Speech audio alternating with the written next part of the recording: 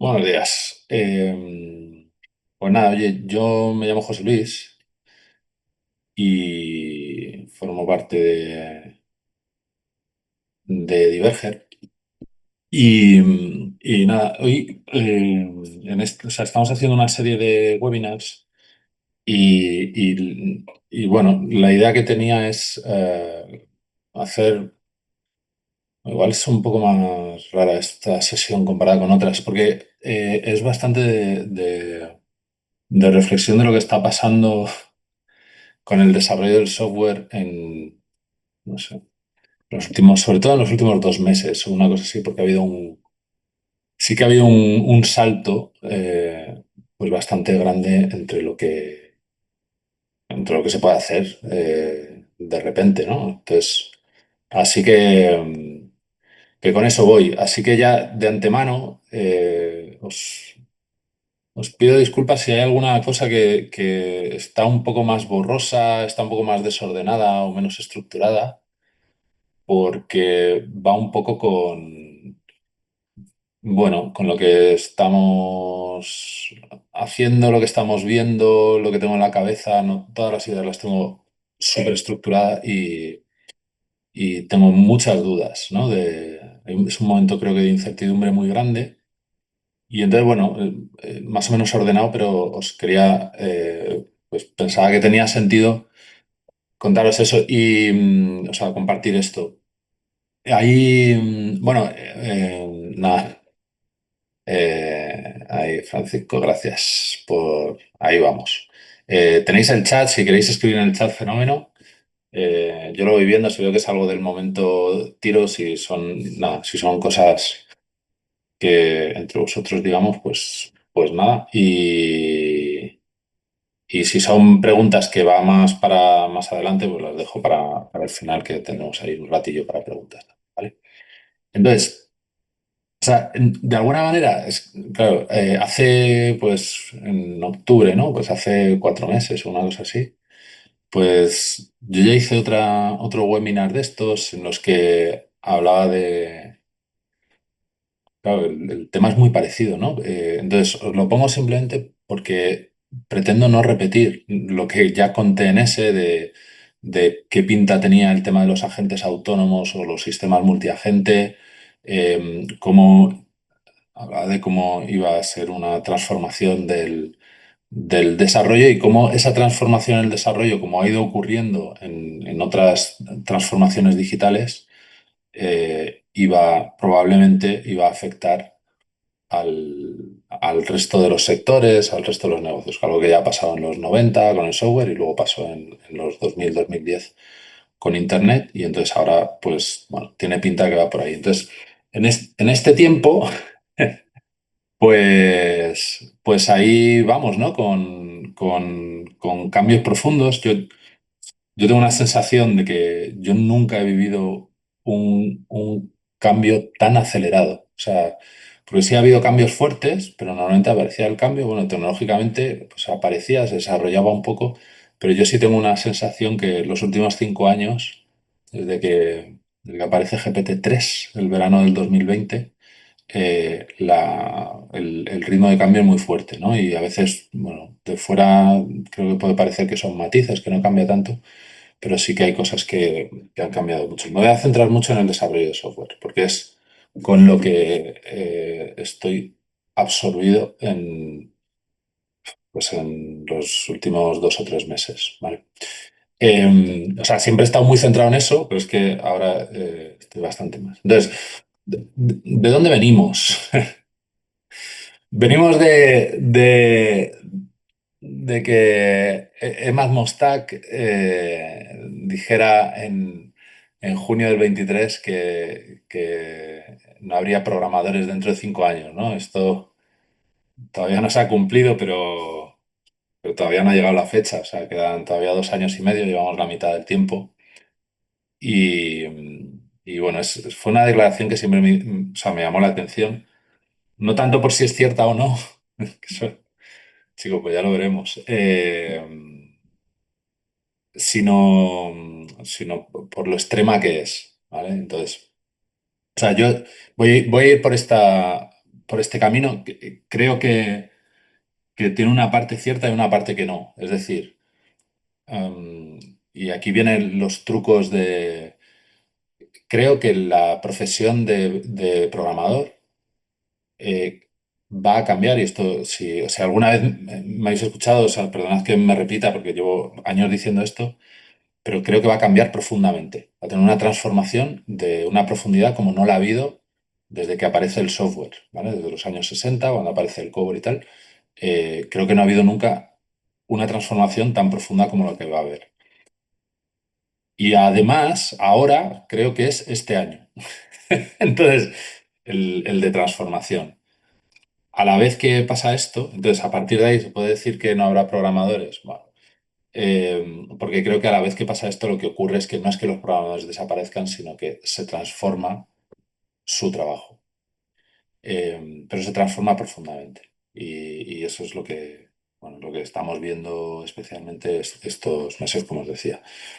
Y luego, claro, la transformación del trabajo del programador tiene implicaciones en toda la industria del software. Me da igual que sea empresa de producto, empresa, con el matiz de empresa de producto con empresa de SaaS, pero van más o menos ahí.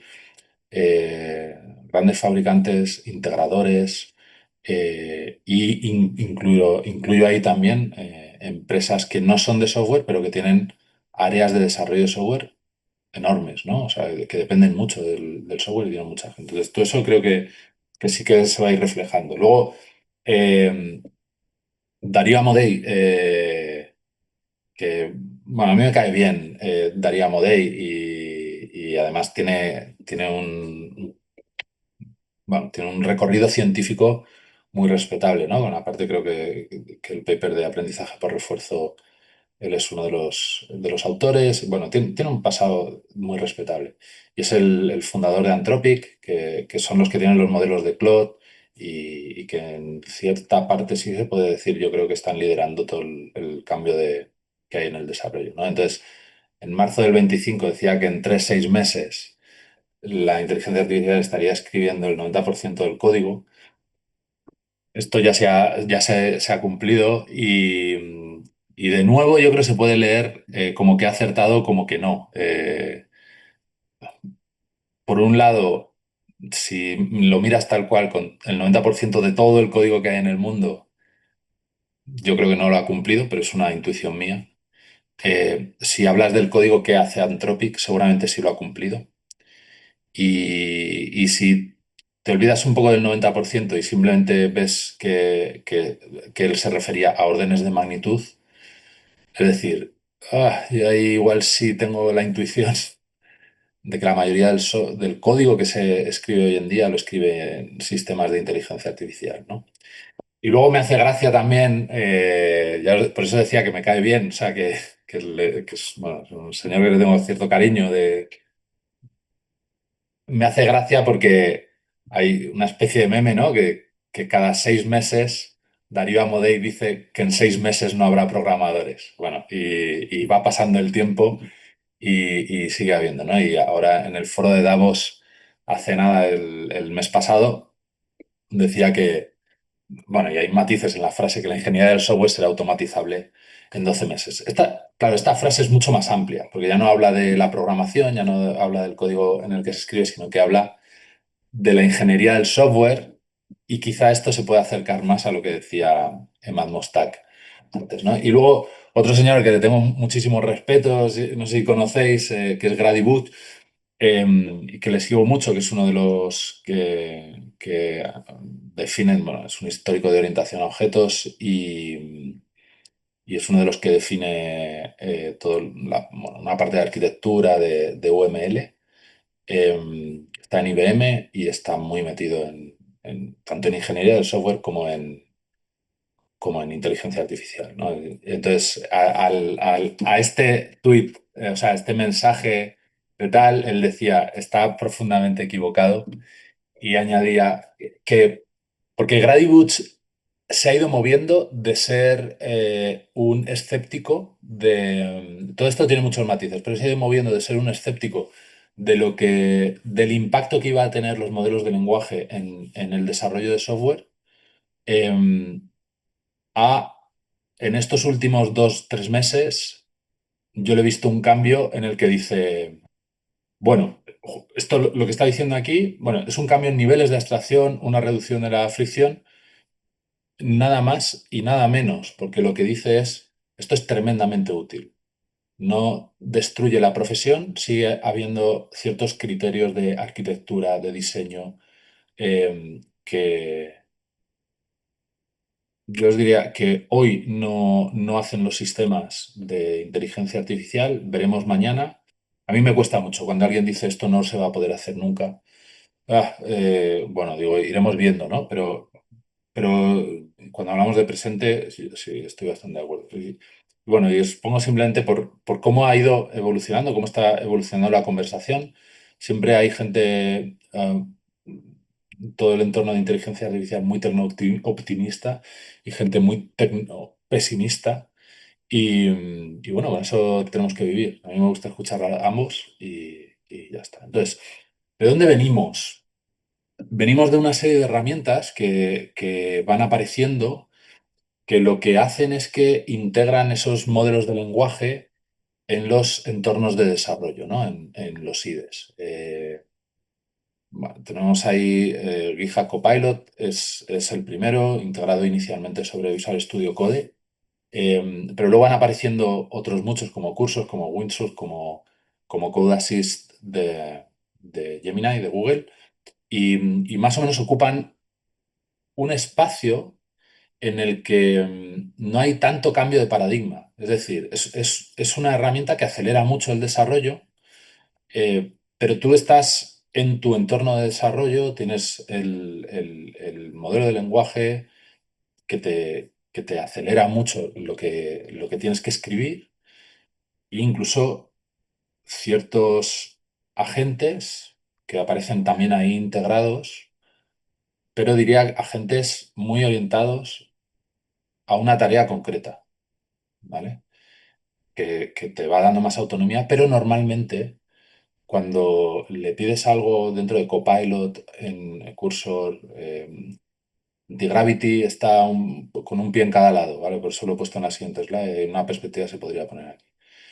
Cuando les pides algo, normalmente te dan respuesta en el entorno de, voy a decir, de decenas de segundos, ¿vale? Puede que te respondan en 20 segundos, en 1 minuto, quizá en 2 minutos.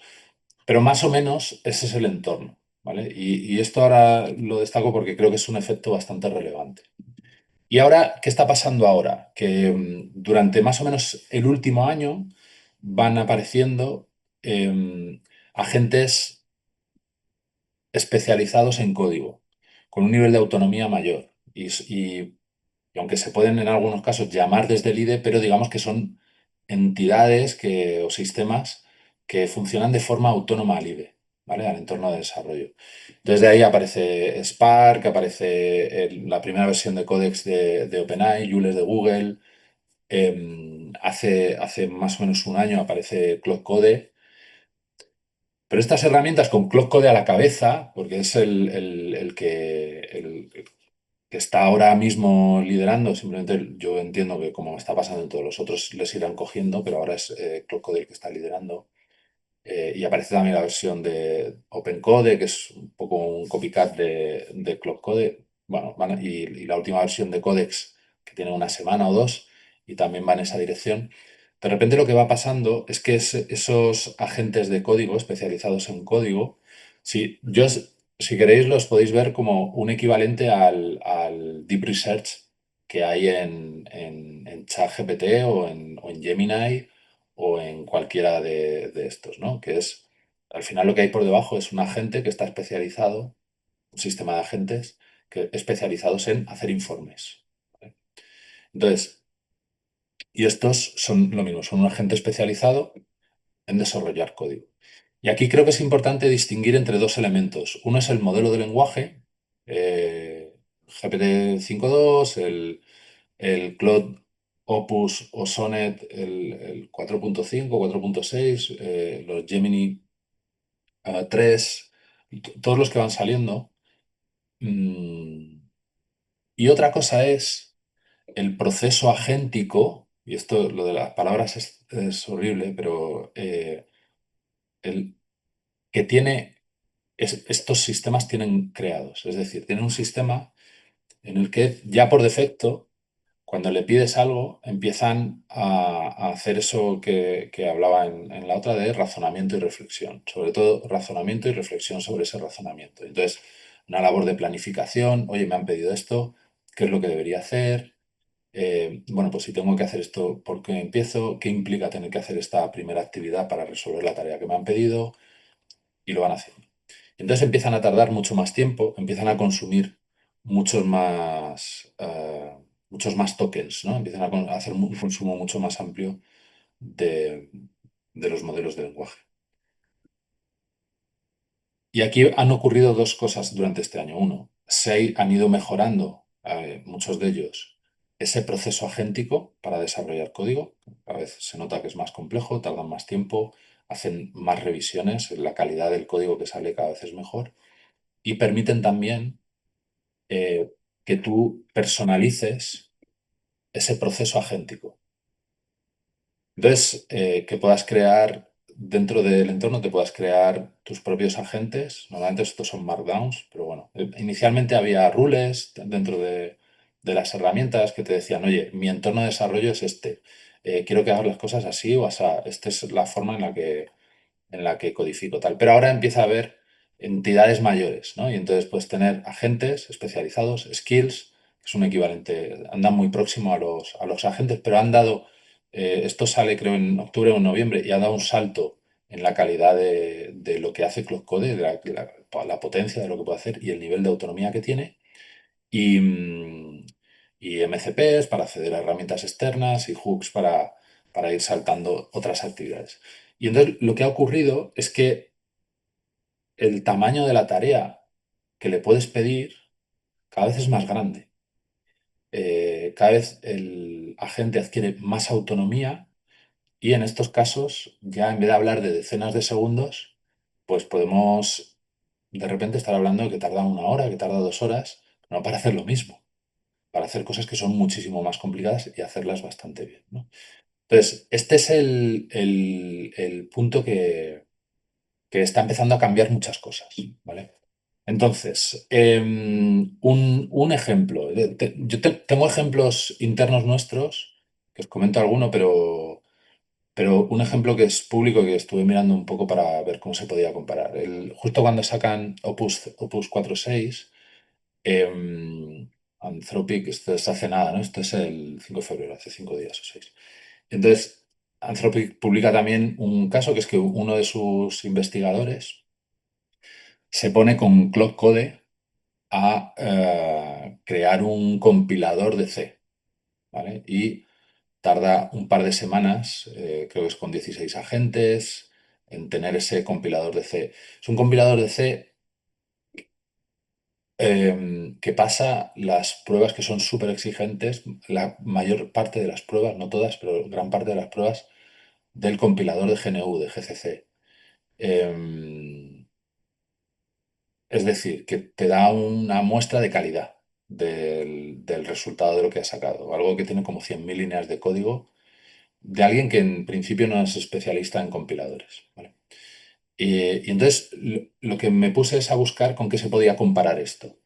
Y creo que es razonable compararlo con me fui a mirar cuánto había tardado Stallman en hacer la primera versión de GCC, que no se puede comparar directamente porque la de ahora es mucho más complicada, pero también Stallman utilizaba herramientas menos productivas, ¿no? De las que ha habido en estos años, que eso es de los 80. Y bueno, el caso es que llegué a más o menos que podría ser razonable pensar que estamos comparando 18 meses persona para hacerlo a mano, sin herramientas, sin Cloud Code, contra 2 semanas persona, ¿vale? Que ya este número es bastante llamativo porque es que lo has hecho en el 3% del tiempo. O sea, has tardado 2 semanas, lo que en otro caso se tardarían 36 semanas, ¿no? No, 36, 72 semanas, ¿no? O sea que bueno, es bastante llamativo. la reducción del tiempo. Pero luego me fui a mirar el tema del coste, porque hay un punto que yo creo que no es menor, pensando en cómo evoluciona todo esto, en qué va a pasar en los próximos meses, ¿no? Cómo se transforma la profesión, cómo se transforma el sector. Y es que había consumido $20.000 en tokens de Cloud. Entonces, hice esta otra comparativa, ¿no? Que es que si voy a asumir que el coste de persona es este, esto varía un montón, $120.000 al año, ¿vale? Claro, esto, coste laboral, digo, completo y, claro, ponte a mirar en Estados Unidos, aquí o en donde sea, ¿vale? Pero bueno, para tener una referencia y poder comparar. Obviamente si cambia eso, cambia los porcentajes. Pero entonces, son en coste persona con 120.000 al año, pues sería en 18 meses $180.000 comparado con $25.000 en el caso de con herramienta, que es un 13% del coste. Pero esos $25.000 se dividen así, que hay 5.000 de mano de obra y 20.000 de herramienta, es decir, el 20% del coste es mano de obra, el 80% del coste es herramienta. Esto yo creo que también es un cambio bastante profundo en cuanto hacia dónde se desplaza la cadena de valor, ¿no? Se desplaza al fabricante.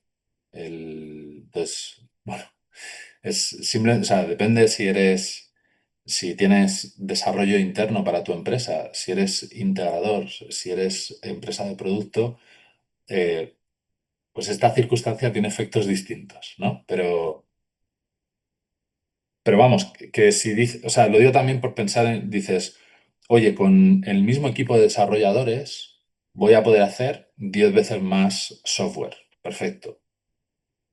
Pero no te va a costar lo mismo, porque lo que te cuestan los desarrolladores es el 20% del coste de lo que te va a costar hacer 10 veces más. Entonces, ahí empieza un juego en el que, vale, pero entonces con hacer el doble ya me valdría. Entonces, si reduzco plantilla y más el otro coste, o sea, empieza a haber una parte de economics que yo creo que es relevante. Hasta ahora, las herramientas que se usaban para el desarrollo de software, mm, bueno, pues el coste que tiene, hombre, era pequeño. Iba a decir despreciable, pero despreciable no es, pero era pequeño. El ordenador, las licencias de un software de otro, pero ahora es posible que el coste de esto sea relevante, ¿no? El coste de estas herramientas. Yo creo que todos los que estamos con Cloud Code estamos sufriendo eh, el límite de tokens, ¿no? O vas ampliando lo que te gastas, entonces simplemente es una reflexión de que esto hay que tenerlo en cuenta. ¿Sí? Y entonces, y todo esto viene de estos agentes que os decía especializados, de agentes de código que son autónomos, ¿no? Y realmente viene de este paper que también lo comento mucho, que es de la Navidad del 23, en el que empiezan a aparecer estos patrones de desarrollo. Lo que pasa, o sea, la gran diferencia con este paper y lo que hay ahora es que todo ese proceso que se ve ahí, ¿no? En el que hay diseño, codificación, pruebas, documentación, tal, con distintos roles, todo esto es lo que estas herramientas han embebido. Esto es el proceso agéntico que lleva dentro un cloud code, un codex, un anti-gravity, un open code, y ese es el proceso que usas. Y luego aparte está el modelo de lenguaje que vas a utilizar, ¿vale? Que es bueno, si queréis es donde está la inteligencia, el que sabe programar, pero, pero al final el proceso para que programe bien es bastante importante, ¿no? Y al final creo que se está reduciendo a tres grandes fases, que son la especificación, el desarrollo del código y la verificación de que ese código cumple con la especificación. O sea, obviamente no es nada nuevo, ¿no? Porque esto es así desde el principio, pero sí que se está reduciendo un poquito en esa línea. ¿Vale? Em, ¿qué tienen estos agentes que les hace funcionar tan bien? Pues que sabéis que hemos ido pasando, ¿no? Y a mí no me gustó mucho el nombre, pero pasamos de esto del prompt engineering a que de repente salió lo del context engineering, porque, pero bueno, el contexto no deja de ser parte del prompt, pero que es que la importancia que tiene para que algo funcione bien, especialmente en código, que le des el contexto, que le des los archivos de código que son relevantes para esa tarea, porque todo el código no se puede manejar, ¿no? Y en cambio, eso lo que hace es que limita eh, la autonomía que puede tener para realizar tareas cada vez más complejas, que se lo tengas que dar tú, que tú tengas que seleccionar. Esto pasaba, o sea, con las primeras versiones del Copilot era súper evidente esto.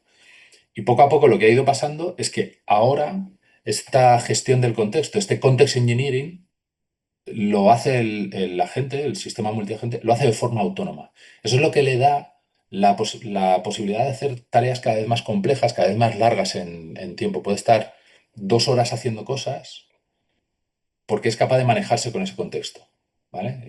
Y luego hay otro tema ahí bastante interesante, a mí me resulta bastante interesante cómo va evolucionando cuál es la mejor forma de buscar cuál es el código relevante dentro de toda la base de código o incluso de documentación que tengas, ¿no? Y otra cosa que me parece que es muy llamativa y que cambia bastante la forma en la que trabajamos, la forma en la que programamos, en la que se aborda el día a día, es que aquí sí pasas a tener trabajo asíncrono. Aquí ya no es espero un minuto y me da respuesta, es que mandas una tarea y tarda 2 horas. Que en 2 horas a lo mejor te hace lo que tú harías en una semana, ¿eh? O sea, pero ¿qué hago en esas 2 horas? ¿Por qué me llama la atención esto? Porque, bueno, primero hay que reordenar cómo es el trabajo. Tú puedes lanzar una tarea, puedes lanzar otra y luego ir recogiendo el trabajo de cada uno, ¿no? Y puedes lanzar varios en paralelo y eso es lo que estás haciendo, lanzando tareas. Vale, perfecto, es un camino. Pero por otro lado, y aquí no tengo muchas respuestas, pero simplemente cosas que me planteo, el desarrollo de software ha sido una tarea en la que entras en flujo. De repente, cuando estás desarrollando, tienes como todo en la cabeza y pierdes la noción del tiempo. O sea, hay ciertas, bueno, o sea, estudian psicología, pero con otras actividades, pero en desarrollo de software pasa eso, ¿no? Entonces, el cómo afecta al trabajo de cada uno eh, creo que sí que es relevante y creo también que necesitamos algo más de experiencia haciéndolo así para que lo veamos. Nosotros ahora estamos súper centrados en que todo el mundo cambie la forma en la que trabaja, que cambie de mentalidad, que cada vez que tú te ves haciendo algo a mano, te preguntes por qué lo estás haciendo a mano, si es necesario que se haga a mano o si realmente eso que estás haciendo a mano te lo podría hacer el sistema de agentes. ¿Vale? Y aquí aparece porque no sé si sabéis, porque también que nosotros tendemos a utilizar el término exponential programming. No, no es un término de mercado, pero simplemente es que no hay término de mercado para el uso, para decir el desarrollo de software profesional con el apoyo de modelos de lenguaje, ¿no? Sería y agentes. Sería un poco el resumen de exponential programming. Está el término bytecoding, pero desde mi perspectiva lo separo porque bytecoding yo lo veo como una evolución súper potente de lo que es el espacio de no code. Cuando haces bytecoding, la calidad del código no te importa.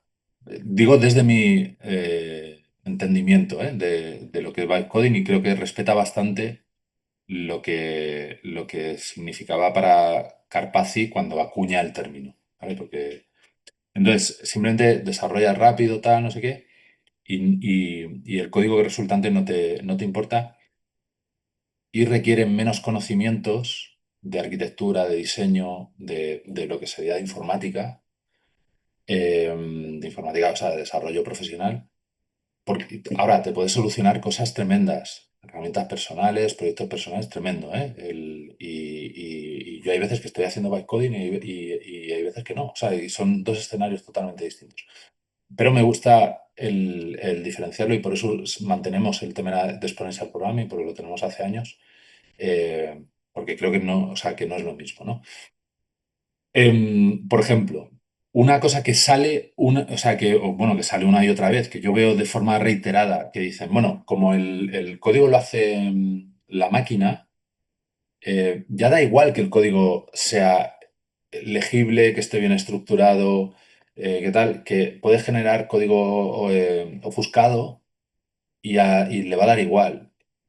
Y no, esto no es un compilador, estos son modelos de lenguaje. Al modelo de lenguaje le beneficia que el código esté bien estructurado, que sea legible, que siga buenas prácticas, porque lo entiende mejor y lo puede modificar mejor. Entonces, curiosamente, todas estas buenas prácticas, como el tema de Clean Code y como tantas otras, ¿no? que se han ido construyendo en ingeniería del software durante, sobre todo de los años finales de los 90 para acá, eh, tienen todo el sentido hoy en día. Incluso tiene sentido incluso volver a revisitar ese tipo de cosas para pedirle al sistema de agentes que el código lo haga así o que lo revise para que cumpla con los principios de Clean Code, para que tenga separación de responsabilidades, o sea, ese tipo de patrones de código siguen teniendo sentido, ¿no? Para que funcionen mejor estos sistemas. Por otro lado, esto viene del artículo este de Frederick Brooks, eh, bueno, que se recopila varios ensayos en un libro que yo os recomiendo mucho. Es muy antiguo, este artículo es del 86 o del 87, pero es curioso cómo no ha perdido, ¿no? Lo vuelvo a mencionar ahora, Frederick Brooks.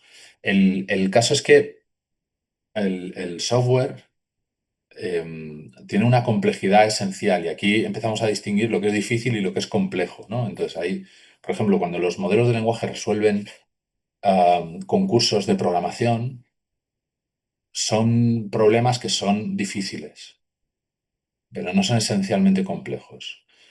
Por otro lado, lo que estoy llamando software profesional, software empresarial, el software que se hace en las empresas, tiende a no ser especialmente difícil, pero es muy complejo. Es muy complejo derivado del volumen, derivado de la cantidad de sistemas con los que se interactúa, de componentes con los que se interactúa, de que se hacen las cosas en varias capas, pero esas capas están muy relacionadas entre sí, tienen una gran dependencia desde la base de datos hasta el front y con la integración de otros, ¿no? Entonces, em, esto también va en la línea de que el bytecoding tiene una limitación en cuanto vas aumentando esa complejidad que es inherente al código a medida que se va haciendo más grande, le va costando, ¿no? ¿Y cuál es la forma de gestionar esto? Las buenas prácticas de las que hablaba ahora, hace justo en la slide anterior, que el clean code, que sea legible, que sea estructurado.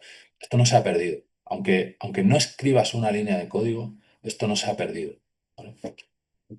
Y entonces venimos a revisar ciertos métodos que salen, bueno, en su mayoría yo creo que salen en los años 2000, que es, oye, ¿cómo podemos estructurar mejor el desarrollo del código? Y aparece el tema del Domain Driven Design, que es que, oye, vamos a tener funcionalmente, vamos a separar por dominios y vamos a hacer modelos que reflejen ese dominio. Y otros como el Spec Driven Development, que es, cuidado, aquí hay una parte muy importante que es las especificaciones. Cuanto mejor sean las especificaciones, sean menos ambiguas, esté mejor definido lo que hay que hacer, no haya cosas interpretables, cuanto mejor esté eso, mejor va a ser el resultado que vamos a tener en el código. ¿Vale? Y de repente este tipo de... Y puede haber más, ¿eh? Pero tiene mucho sentido revisitar estos métodos porque no sé si paradójicamente o puede ser sorprendente o no, depende de lo que piense cada uno, para estos sistemas en los que no tocas el código, porque sí creo que vamos a dejar de tocar código, vamos a dejar o estamos justo ahora en ese momento, ¿no? Esta es la transición a la que me refería en este año, que ya no vamos a escribir código, pero sin embargo sí que sigue habiendo ciertas áreas, ciertas tareas que hay que estar. Entonces, por eso el tema de exponencial programming, ¿vale? O sea, por eso mantengo el uso de exponencial programming, porque incluye todo esto y creo que Vibe Coding no incluye eso, ¿vale? Entonces, y la otra reflexión es, bueno, entonces, ¿qué pasa con el programador o con el desarrollador, ¿no? ¿Cómo evoluciona el rol del desarrollador? Yo en el momento que estamos no creo que vaya a desaparecer. No creo que estemos cerca de que alguien sin conocimientos de sistemas informáticos pueda hacer una aplicación empresarial, ¿vale? De esta complejidad, o sea, de cierto nivel de complejidad. Sí creo que se pueden resolver muchas cosas. Oye, me voy a hacer una aplicación para el móvil para llevar la lista de la compra. Sí, lo puedes hacer sin saber nada de informática. Me voy a hacer la web tengo una peluquería, me quiero hacer la web, tal, la puedes hacer sin saber nada de informática. Esto sí creo que estamos ahí. Siempre va a ser más fácil alguien que sepa informática, pero creo que a medida que vamos creciendo en complejidad, en volumen, creo que ya no se llega. Entonces, sigue existiendo ese rol de desarrollador, pero tiene que transicionar a ciertas cosas. Tiene que transicionar a conocimiento de diseño, de arquitectura, de revisar especificaciones y entender bien cómo funcionan estos sistemas de agentes, eh, para que efectivamente hagan el trabajo que tienen que hacer, ¿no? O sea, que la codificación, la verificación, hay mucha parte de la verificación y mucha parte de la especificación que pueden hacer también, se puede hacer también con agentes y con modelos, pero sí que hay un rol que sigue teniendo que operar todo esto, ¿no? Em, y aparece también esto de la paradoja de Jevons. Jevons es un economista que básicamente lo que viene a decir en su momento es que a medida que eficientas un proceso, como por ejemplo los coches, cada vez que los coches consumen menos gasolina para recorrer el mismo número de kilómetros, paradójicamente no reduces el consumo global de ese recurso, sino que lo aumentas. Es decir, los coches consumen menos gasolina, son más eficientes, pero aumenta el uso del coche, con lo que aumenta el consumo de gasolina a nivel global. ¿Vale? Hasta ahora con el software ha pasado esto. Es decir, a medida que se ha eficientado cómo se desarrolla software, lo que ha ocurrido es que se ha desarrollado más software y se ha demandado más desarrolladores. Entonces, ¿puede seguir esto así? Pues puede ser. ¿Se puede frenar esto? También puede ser. Entonces, esto lo iremos viendo. Pero en principio, de entrada sí parece que si podemos desarrollar más software, se desarrollará más software en el punto en el que estamos. Esto puede tener un límite, pero bueno, por ahora yo sí creo que hay un primer momento en el que se desarrolla más software, más personalizado. Ahora os cuento también algún caso. Luego hay otro, de nuevo con Brooks. Brooks, lo que le llaman la ley de Brooks es que si tú tienes un proyecto, él habla sobre todo de proyectos ya retrasados, pero bueno, si tienes un sí, sí, Francisco, el problema con Vibe Coding es que llega a producción, a nivel empresarial, quick wins, tal. Sí, y entonces habrá problemas de mantenimiento, entonces el mantenimiento se va a hacer también se hace también con sistemas de agentes, pero igual resuelves cosas, aunque sea a nivel empresarial, que son sencillas, te vale con Vibe Coding. Hay un problema de gobernanza. Bueno, sí, yo creo que son los problemas normales cuando de repente aparece tecnología. Esto ha pasado con las Excel, ha pasado con Internet, con las webs que aparecen por todos lados, ¿no? Bueno, son problemas de gobierno de todos los activos que vas generando. Pero vamos, sí, sí, estoy de acuerdo. Entonces decía que Brooks lo que dice es que si tú tienes el proyecto retrasado y lo que haces es añadir más desarrolladores, lo que estás haciendo es retrasar más el proyecto, ¿vale? Em, Tiene que ver o sea, con lo que pasa en una red. Cuanto más nodos hay, pues más líneas, más conexiones hay entre los nodos, ¿no? Más líneas de comunicación. Estás haciendo más complejo, no solo es complejo el software en sí, sino que además más compleja la coordinación, tal, no sé qué. Entonces, la pregunta aquí ¿es esto una forma de mitigar la ley de Brooks? Porque de repente hay una persona que puede trabajar con varios agentes y colaborar con otra persona que trabaja con varios agentes, pero como que hay una estructura de comunicación clara que son las personas las que se comunican, ¿no? Entonces puedes tener equipos reducidos que hacen pues a lo mejor 10 veces más de lo que hacía el equipo que necesitabas, o el equipo del mismo tamaño o equipos más pequeños. Y entonces además todavía van más rápido porque la coordinación es más sencilla, ¿no? Entonces, a mí este es otro tema que me interesa mucho, que es cómo se conforman ahora los equipos, cómo es el reparto de tareas, porque hay veces que ahora ves ciertas especificaciones y dices, bueno, esto claro, este hace esto, y dices, no, pero es que esto lo coge uno y lo hace en un día. Acoge toda la especificación y te lo hacen un día.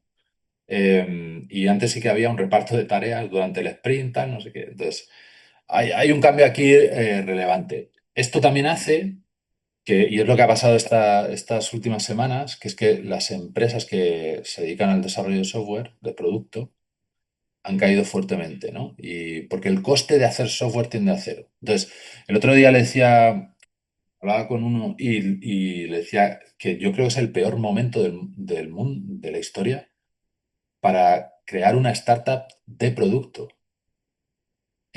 Porque igual que a ti te es muy fácil montar y es el mejor para ir a un hackathon, ¿vale? Pero igual que a ti te es muy fácil hacer ese producto, y entonces dices que enseguida salgo al mercado, lo pruebo, tal, no sé qué, pero para el resto también. Entonces, y entonces aquí vienen los matices. Lo que creo es que va a ser muy difícil que aparezcan unicornios de software puros, de producto, o sea, salvo que tengas otras cosas que te lo anclen, que te lo protejan, que tengas barreras de entrada por otro lado. Pero solo por el software es muy difícil un unicornio, eh, pero es posible que veamos muchas de que entre 10 y 100 millones, que no está mal, pero cuando empiezas a subir de ahí, te van a aparecer copycats por todos los sitios, ¿no? Y copycats de un día para otro. Pues, y esto también enlaza con lo que también en alguna sesión he hablado, que es lo de servicios a software, en el que los modelos estos de software como servicio se transforman en, oye, yo te ofrezco el abogado, te ofrezco el contable, te ofrezco el programador, no te ofrezco herramientas para que tú hagas que tu abogado trabaje, que tu contable trabaje o que tu programador trabaje, te estoy ofreciendo el programador. Tiene mucho que ver con la distribución de coste que os decía antes, de el 80% se va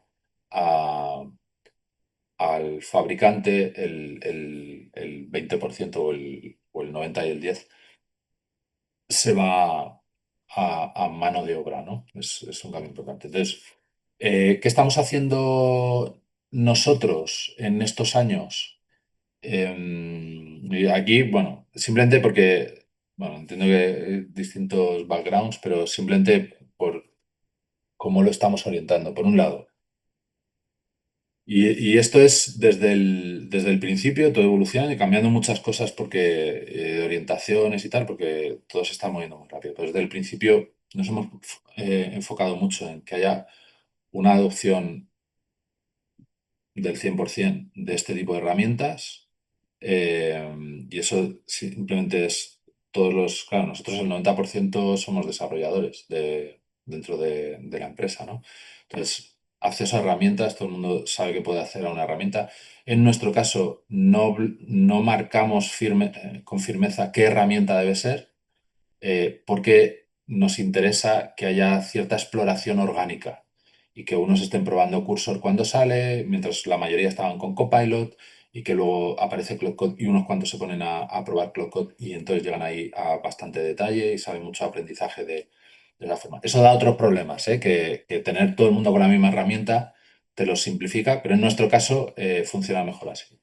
Em, Formación. Entonces, ya desde hace un par de años tenemos un Learning Path de inteligencia artificial para cualquier desarrollador, porque la idea es que el cierto conocimiento de inteligencia artificial y del uso de las herramientas sea una habilidad más de todos los desarrolladores. Ya no es tanto, no, están los data scientists, tal, que son los que... No, todo el mundo tiene que saber tiene que tener cierta base de lo que es inteligencia artificial, de lo que es un modelo de lenguaje y de cómo se usa y por qué. Y eso también bueno, lo tenemos ahí incorporado hace tiempo. También luego tenemos un programa junto con el Instituto de Inteligencia Artificial que se llama Developer 10X, bueno, que es similar a este Learning Path, ¿no? Tiene el mismo propósito. Una comunidad interna de IA que hace 2 años a lo mejor era un grupo que estábamos ahí 15 una cosa así. Ahora está toda la compañía y ha sido orgánico, o sea, o sea, es voluntario, está toda la compañía. Y entonces ahí se comparten experiencias, buenas prácticas de lo que está viendo cada uno, cosas que se ven y tal. Eso está funcionando muy bien. Y en los últimos meses, especialmente bien, ¿no? Se nota que cada vez hay más interés y la gente ve que realmente está cambiando. O sea, ya no es que yo se lo dijera que, oye, que va a cambiar, tal, que viene el lobo. Y ahora sí que hay que la gente está convencida de que cambia la profesión y que hay que estar ahí, ¿no?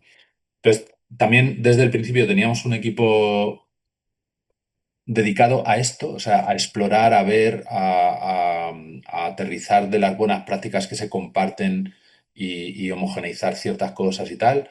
De ahí sacamos que seguimos modificando un método de exponencial programming, es decir, cuál es la forma de hacer las cosas, qué buenas prácticas nos sirven a nosotros, también para evitar que todo el mundo esté explorando por todos sitios, ¿no? Sino tener cierta, bueno, pues adoptar un poco lo que entendemos que es mejor y a todo el mundo le puede servir.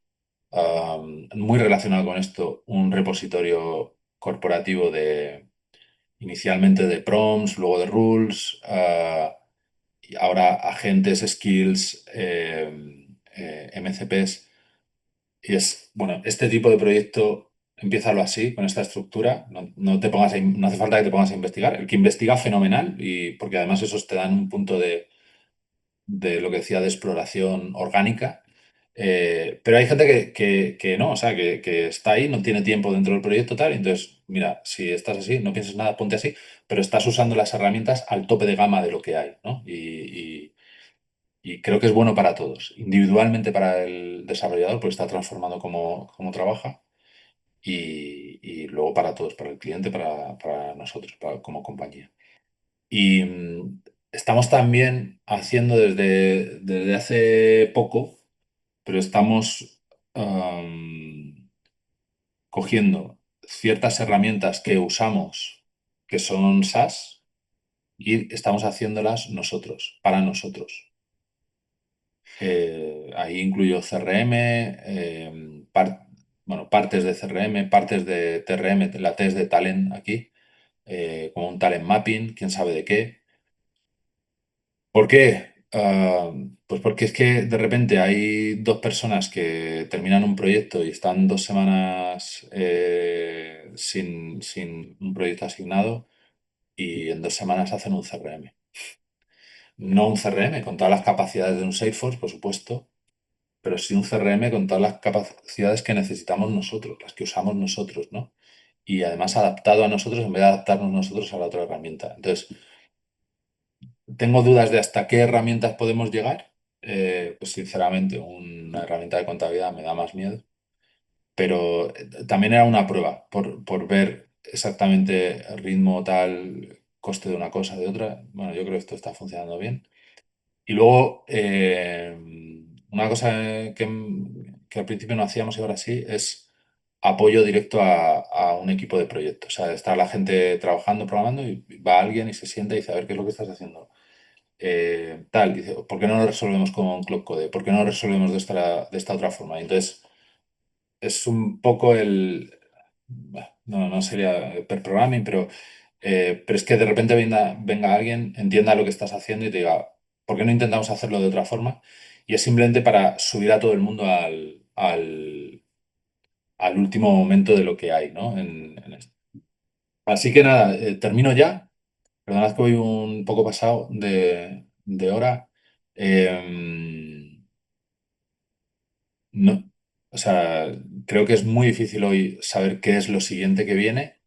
Y o sea, y lo que estamos haciendo, o al menos el foco mío personal es estar, o sea, atendiendo mucho a lo que va saliendo y con las luces un poco cortas, ¿no? En cuanto a, oye, vamos a hacer esto, vamos a resolver esto, vamos a tal. Y si dentro de 2 meses aparece otro, vamos a cambiar hacia eso. Pero el ritmo de cambio es tan rápido y tan profundo que a mí personalmente me está costando el tener una visión de dónde tenemos que estar dentro de un año, porque creo que se está definiendo ahora cómo es la profesión, cómo es el mercado. Así que poco más. Voy ahí bueno, si tenéis preguntas, encantado, me las ponéis.